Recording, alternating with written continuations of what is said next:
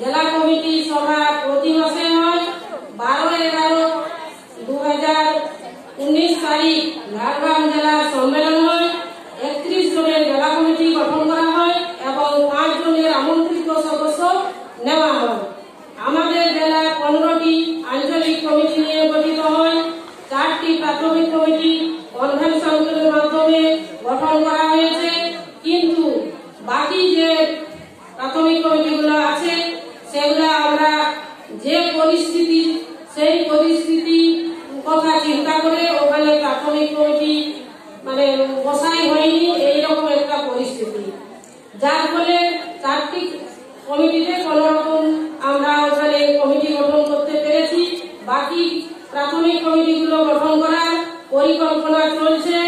আমাদের জেলা ভাগ হওয়ার পর আমরা 30,000 সদস্য করার পরিকল্পনা করি, কিন্তু সাংগঠনিক দুর্বলতার জন্য তা সম্ভব হয়ে ওঠেনি। 2017 সালে 16,000 সদস্য করা হয়েছে, 2018 সালেও 16,000 হয়েছে, 2019 সালে মাত্র 8,000 রাজ্যে জমা দেওয়া হয়েছে। ইস্যুভিত্তিক তহবিল তহবিল সংগ্রহ করা হয়।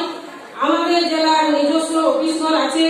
সকাল 10টা থেকে 5টা পর্যন্ত আমাদের জেলা অফিস খোলা থাকে। আমাদের সর্বক্ষণের কর্মী নাই, যোগাযোগ মাধ্যমে টেলিফোনও নাই। আমাদের একসাথে পত্রিকা 40 কপি চলে এবং সাম্য 2 কপি চলে। সারা ভারত গণতান্ত্রিক মহিলা সমিতি কয়েকটি স্থায়ী কর্মসূচি পালন করা হয়। 8 মার্চ আন্তর্জাতিক নারী দিবস, 27 এপ্রিল নারী শহীদ দিবস, 8 মে সমিতির প্রতিষ্ঠা দিবস এবং 1 জুন আন্তর্জাতিক শিশু দিবস পালন করা হয়েছে। 25/8/2017 তারিখ ঝাড়গ্রাম জেলায় সমিতির প্রতিষ্ঠা দিবস পালন করা হয়। বিপিএমও অধিকার যাত্রায় মহিলাদের অংশগ্রহণ খুব ভালো ছিল।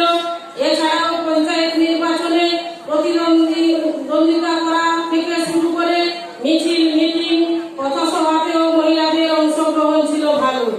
লোকসভা নির্বাচনে কমরেড দেবলীনা হেমব্রমের সমর্থনে আমাদের সংগঠনের সদস্যগণ যথাসাধ্য লড়াই করেছেন।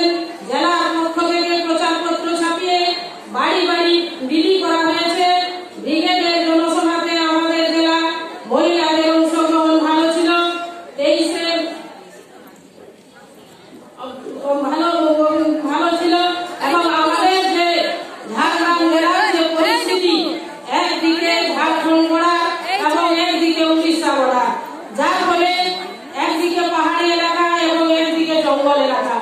মহিলাদের ক্ষেত্রে যাতায়াতের খুবই অসুবিধা হয় এবং মানুষের সঙ্গে যে যোগাযোগ, সেই যোগাযোগের ক্ষেত্রেও জেলা কমিটির দুর্বলতা আমাদের আছে।